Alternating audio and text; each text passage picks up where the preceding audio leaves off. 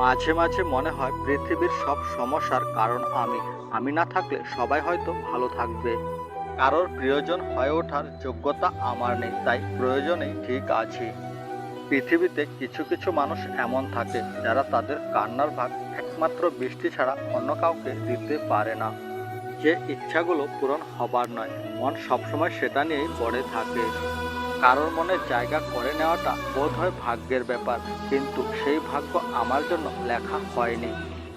এত গুরুত্ব দেওয়ার পরও যাদের প্রিয় হতে পারি নাই, তাদের কৃতজ্ঞতা জানাই।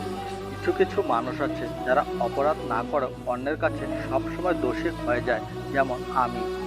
হঠাৎ করে একদিন মারা যাব, সেদিন আর কারোর মন খারাপের কারণ হব না।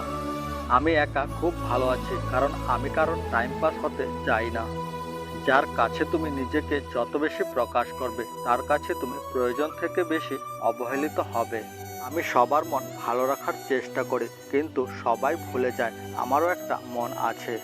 কিছু কিছু ব্যক্তিগত দুঃখ আছে যা স্পর্শ করার অধিকার কারোরই নেই।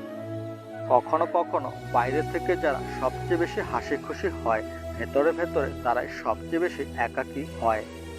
একা থাকাটা কোনো দুর্বলতা নয়, একা থাকাটা একটা যোগ্যতা। সবাই একা থাকতে পারে না।